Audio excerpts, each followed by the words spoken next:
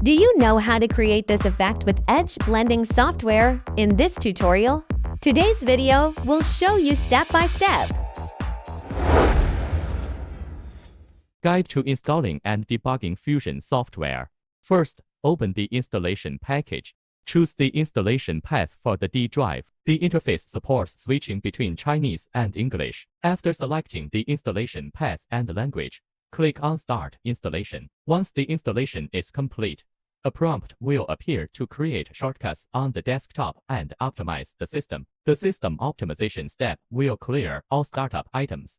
Depending on your preferences, you can choose to select the second option. After the software installation is complete, make sure to restart your computer. After the Fusion registration is completed, find the purple ML icon on the desktop and double-click it. Click on the cloud icon to display a box, which will connect your computer to the controlled end. Once the connection is established, a green display box will appear in the upper left corner. The buttons above the display box are used for function switching. The buttons below are for selecting the resolution of individual projectors. Choose the resolution that suits your needs. Since we are working with two projectors, select two orange squares, and then click on Start Debugging.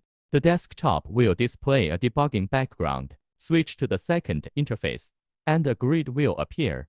You need to observe the number of Fusion bands overlapping between the two projectors. The following options are used to adjust the number of Fusion bands for the vertical projector alignment. The options below are used to adjust the Fusion band's vertical alignment. The sliding button can hide one of the Fusion screens. During debugging, ensure that the blue grids of both projectors completely overlap. Move on to the next setting interface. In this interface, you can choose the anchor point for Fusion software and adjust the speed.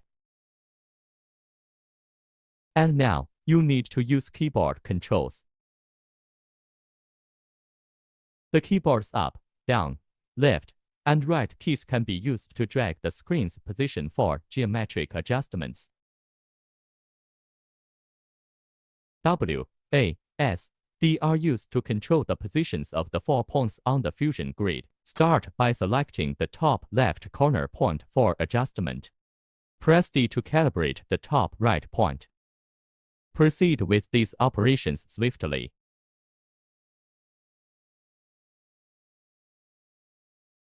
On the Windows side, there are shortcuts available. You can directly switch between debugging windows using these shortcuts.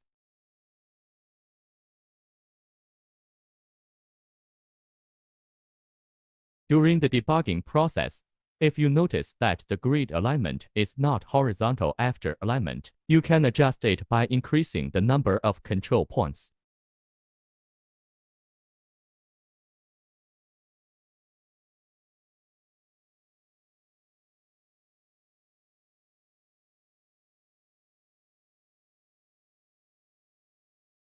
This will align the entire grid.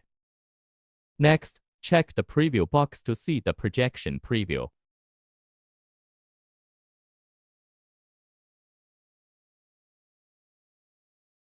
After alignment, you need to adjust the color difference in the Fusion bands. Above, you can adjust the overall color of the image. You can also select RGB sync to fine-tune the color difference in the Fusion bands.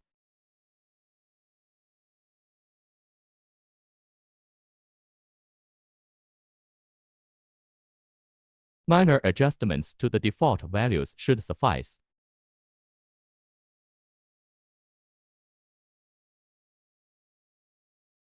Now, move on to the next interface.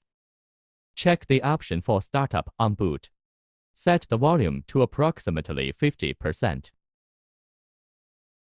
Select the NVIDIA output mode because we are using an NVIDIA professional graphics card. If you have a gaming card or an card, choose DADM. Then, select the internal output mode. This completes the desktop Fusion setup. Finally, click on Save and Backup Grid Data.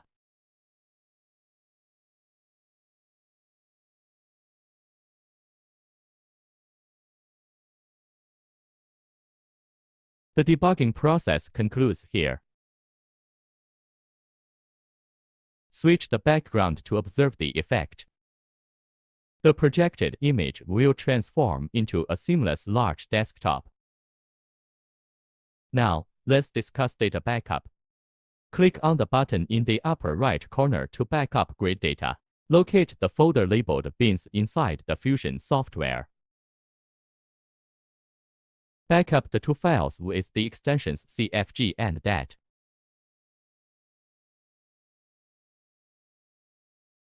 This operation is essential to back up grid data, debugging data, and registration codes.